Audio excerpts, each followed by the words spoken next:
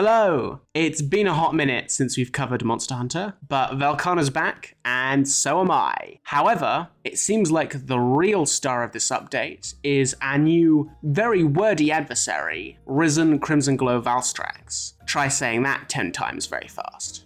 To give some quick thoughts about them before we get into the nitty-gritty of the video, the fights themselves are pretty great. I'm a big fan of Velkhana, and the fight has a really good tempo. Velkhana's attacks feel constant and oppressive, but not overwhelming. And specifically for Lance, there are a bunch of tricksy new attacks that have interesting timings that make insta-blocking a fun interaction.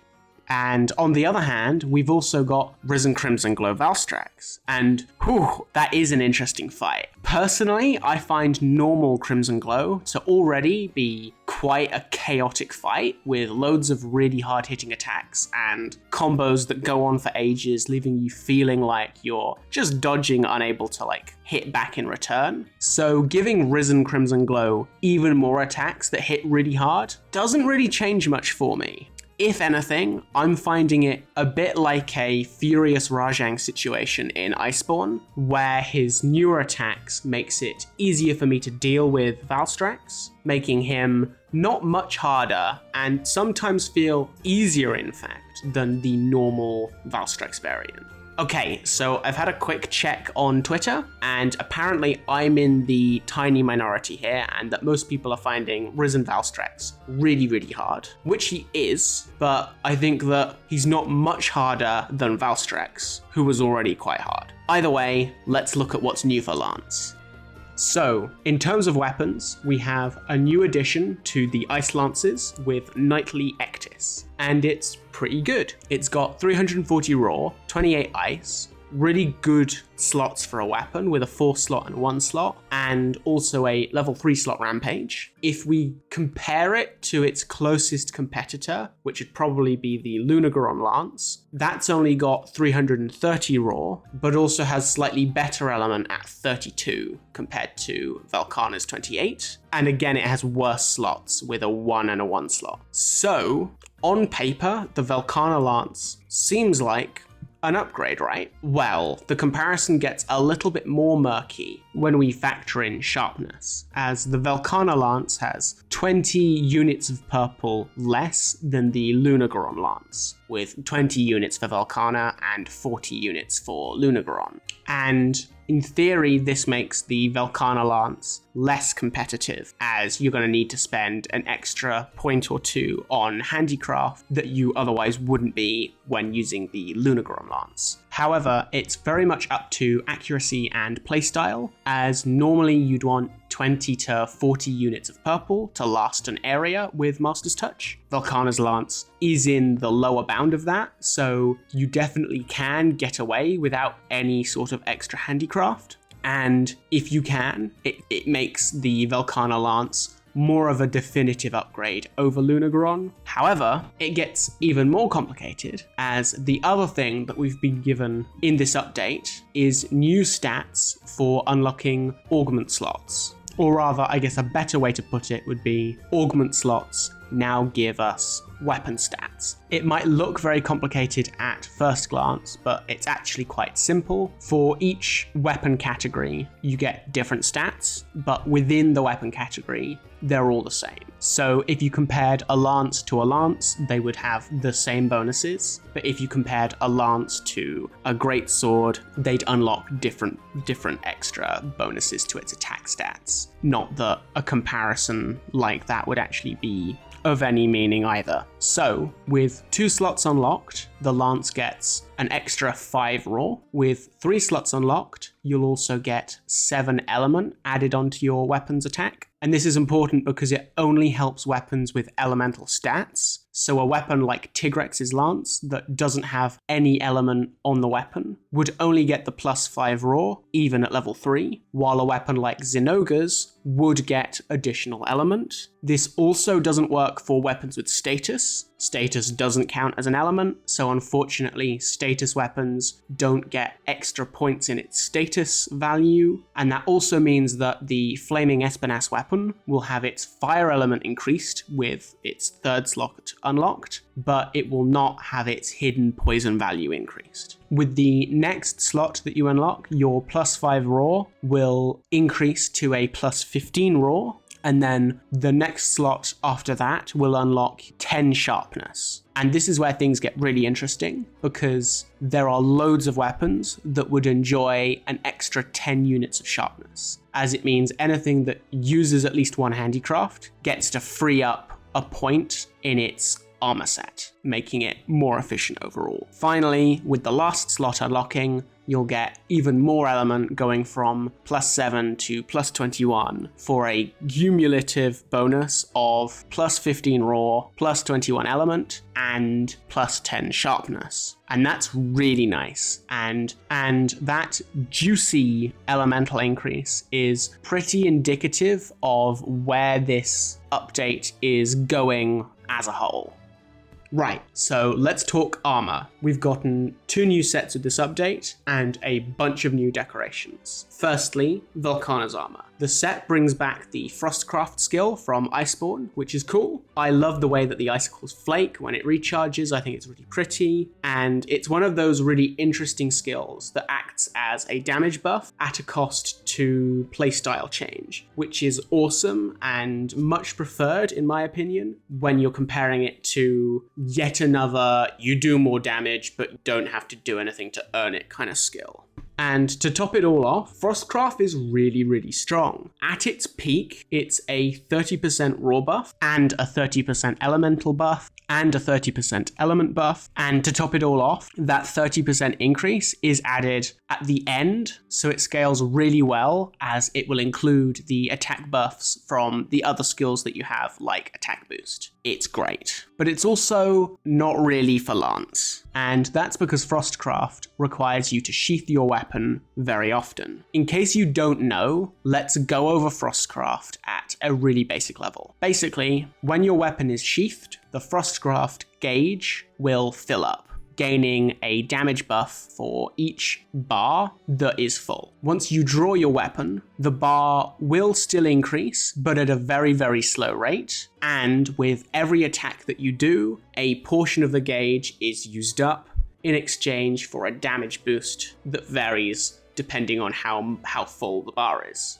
The more full, the better the damage. The issue then is that Lance is a weapon that likes unsheathing at the start of the fight and not sheathing again until the end. It's not like Greatsword or Hammer, where sheathing is an often occurrence, and that means for Lance that you'll do some really, really great damage for the first 4 hits or so, but after that, Frostcraft will basically not be having an effect on your damage. However, not all is lost, as ultimately it's a playstyle thing. The maximum Frostcraft bonus is pretty hefty, so if you can make it work, Frostcraft can be quite effective. Not to mention fun. I've been racking my brains for sets that could utilize Frostcraft on the Lance, and here are a few suggestions. No promises that they're actually good. They're gimmick sets at best, but you might get a kick out of them. Number 1, wide range. So wide range is, in my opinion, a bit of a meme. It's not really that effective on a hunt, and specifically for the Lance, sheathing and then healing someone is more trouble than it's worth, as by the time you've sheathed and started healing, any half-competent player will have popped their own potion, so you're just risking getting hit in the process without any real reward. However, if you were to still use wide range, Frostcraft might be a fun way of pivoting that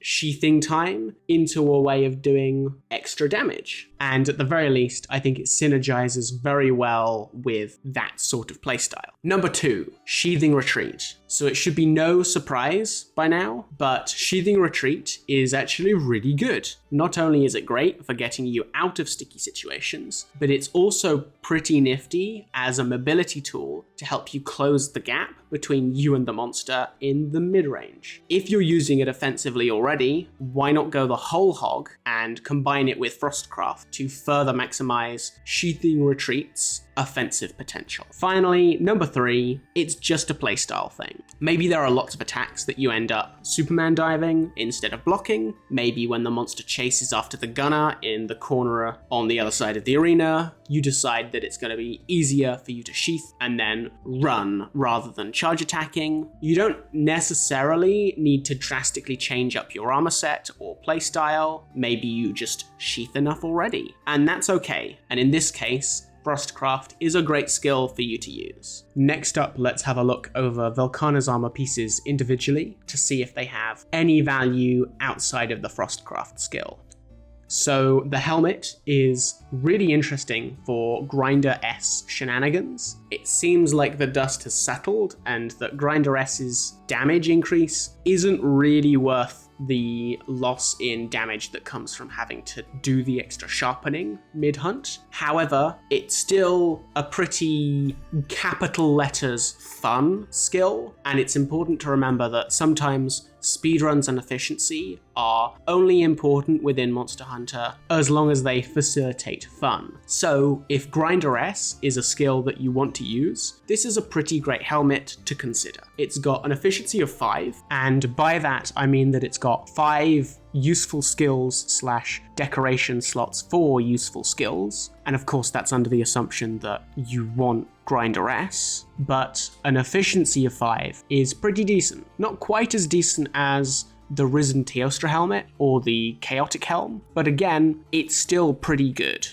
Moving on to the chest, the arms, and the waist. These are the 3 Frostcraft pieces. Frostcraft is still probably within the gimmick category for Lance, so you won't really be getting too much use out of them, but if you want to use Frostcraft, these are the 3 armor pieces you have to use. If you're going to drop 1 point from Frostcraft for whatever reason, then the waist has the worst extra skills for the Lance, as Focus does literally nothing for the Lance. And yes, I agree, it probably ought to increase the charged wide sweeps attack animation, even if it is fractional, but it doesn't. So yeah. I guess the positive side of this is that you can use the Focus skill as fodder to get better rolls when you're augmenting it, but it would require you to have a second waist piece if you were using the Focus on it for weapons like the Greatsword.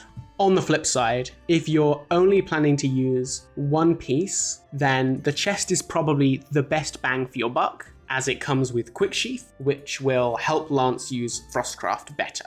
Whereas the crit draw on the arms helps less so, as you'll probably use your Lance to hit a couple times before sheathing again. So the crit draw goes wasted for a decent period of fight. The legs, on the other hand, are pretty decent for elemental armor sets. It's got 1 point of elemental exploit, so it's going to be competing with the likes of the Silver Soul armor, but unlike the Silver Soul armor pieces, it's got 3 critical element as opposed to only having 1, which is great. And with the new elemental exploit deco, more on that later, but that leaves it with a skill efficiency of 6, which is really good for the legs, and it's probably going to be the single armor piece for elemental exploit shenanigans going forward. Having a maxed out ice attack is also pretty nice, not because it further benefits you when you're using ice weapons, which it does, but more importantly, you can use it as fodder for armor augmentation, because adding elemental attack is so efficient via the decoration slots that it's almost always better to end up using the ice attack that's baked in as augment fodder and then adding it back in later via extra slots or decorations. Right, let's move on to Risen Crimson Glow Valstrax. The armor is a lot more interesting. It's got its own unique skill, Dragon Conversion, and it acts very similar to Alatrion's set bonus back in Iceborne, where it gives you an elemental boost based on your elemental resistance. However, the key difference between skills is that Dragon Conversion will buff your elemental resistance even further while you're in the blue mode, but when you are in red mode, it will fix your elemental resistance to 0 converting all the extra positive resistance into elemental damage, and it can result in some really nutty outcomes. Personally, I think Dragon Conversion is really cool. It has loads of synergy potential, as it allows you to use Dango to fuel a damage increase if you're going to eat the elemental resistance Dangos. It lets you use the elemental resistance skills offensively, but most importantly, it lets you take defense boost of all skills defense boost and make it a useful offensive skill. Damn! Another option that isn't completely synergistic, but works pretty interestingly, is using Dragon Conversion with Dragonheart. It doesn't work completely because Dragonheart limits your ability to deal element to only dealing dragon element, but with the new Dragonheart decorations, you can make some level of synergy happen when you're fighting monsters that are weak to dragon, as Dragonheart will set all elemental resistance to 50, which once converted can be used for a massive spike in elemental attack, and that's also on top of Dragonheart's 10% raw boost. Again, it only works for dragon element, so it's not universal, but when it does work, it's a very effective combo, and it's very funky. Finally, I haven't managed to test this one, but I want to throw it in there because I think it's a neat idea. In theory, because Dragon Conversion is resetting all of your elemental resistances to 0, you could actually use this as a defensive skill if your resistance to certain elements are so bad that having them be 0 is actually a better outcome than having them be at like -15 or whatever. Right, let's look at some armor pieces then. So starting with the helmet has a Dragon Conversion, which is great, and it also has a point in attack, which is also great, and it's also got some latent power, which is meh, but at least it's fodder for augmenting. However, it does have good slots, with a 4 slot and a 3 slot, so there's that, which results in an efficiency of 5, which is pretty good. Again, it's not quite as efficient as the Risen Teostra helm, but you're trading that efficiency for Dragon Conversion, so it rounds out as equal. The other Dragon Conversion armor pieces are the chest and the waist. The chest seems pretty nice, as it also comes with Dragon Resistance 3 and an attack boost. However, because Dragon Resistance is so easy and so efficient to slot in as decorations, you probably want to be using those 3 points as augment fodder, as you could be getting all 3 points of resistance in a single level 4 decoration, or as like a top up using your level 1 decorations for a point each. The waist is on a similar level, except instead of the dragon resistance, we get stamina surge. Again, it's not overtly powerful, and stamina surge is a more clear-cut augment fodder skill for the lance at least, but hey, it's got Dragon Conversion. On the other hand, the arms and legs are very good, having 2 crit boost and 1 attack on the arms, and 1 point of crit boost and 2 points of attack on the legs. Both of these are pretty nice, but Lance is normally locked down to either the Violet Mizutsune or the Gyasmagorm legs. However, one of the other great additions that we've been given this update is the Emboldened decoration, which frees up the leg slots for other things. Obviously, Gyasmagorm's legs are still unparalleled if you're running Dereliction, but outside of that, the Risen Crimson Glow Valstrax is actually got some pretty decent legs. And with its extra stun resistance, it's got a decent bit of fodder skill to reroll in the augment system.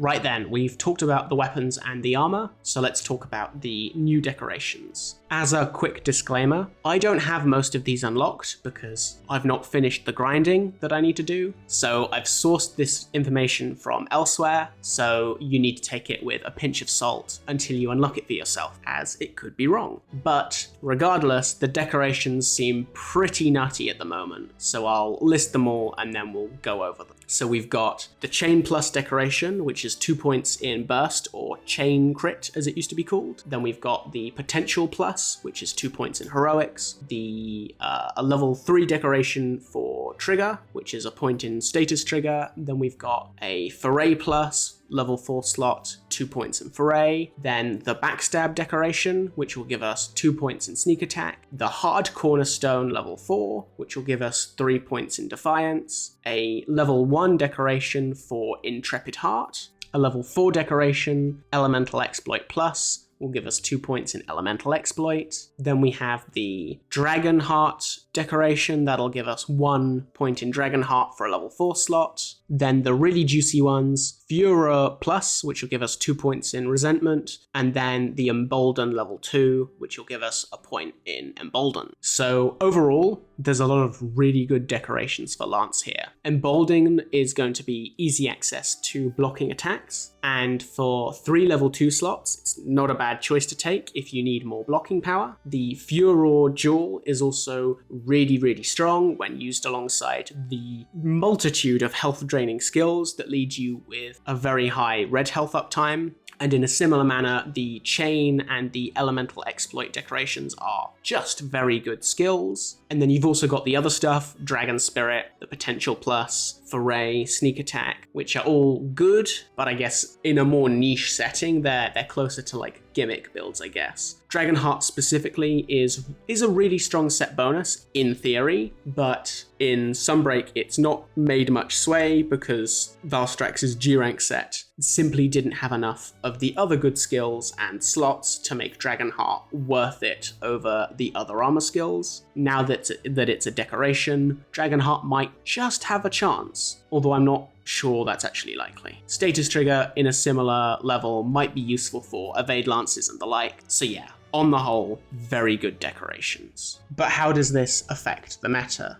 Now, firstly, this is early days, so you've got to take it with a pinch of salt. People are capable of making mistakes, even go bulls, and I've not nearly had enough time to go over anything concrete with the armor sets, but in terms of the meta, it's really awkward. The best bang for your buck is still going to be focus on raw damage, because stacking raw damage and the buffing skills is simply too strong. However, that is contingent on you being able to have a high uptime with Anchor Rage and Offensive Guard, which takes a fair bit of skill, and even with a fair bit of skill, it can be straight up impossible in multiplayer or in certain situations where the aggro gets split often, such as when you're bringing NPCs along with you on your solo quests. And it's at that point where your Anchor Rage and Offensive Guard uptimes are diminished, where heavily elemental sets are beginning to push past the raw focused ones. It all boils down to a big playstyle choice thing, where element is going to be more favorable for people that likes using leaping thrust spam, while raw will be more favorable for the people that like counter-attacky, insta-block, and then retaliate style of lance. As a side note, I've always made these videos with the primary assumption that most lancers prefer to hunt solo, as when I've seen people talk about how they hunt, that's the general message that I get.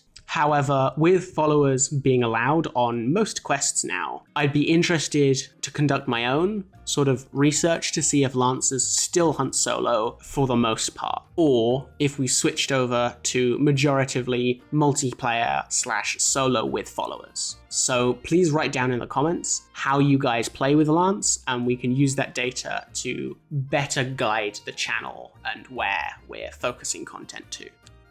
With that play out of the way, I think it's time to draw this video to an end. If you want to see more Lance content, or Monster Hunter content in general, please like the video and maybe subscribe so that you can see the videos as soon as they release. YouTube is YouTube, and you might miss any follow-ups if YouTube decides not to recommend them to you. I'll also ask you one more time to please tell me whether you play solo or multiplayer, and whether or not you use followers when you're in your solo hunts, so that we can get more data on that. And finally, and most importantly, thanks for watching. See you next time.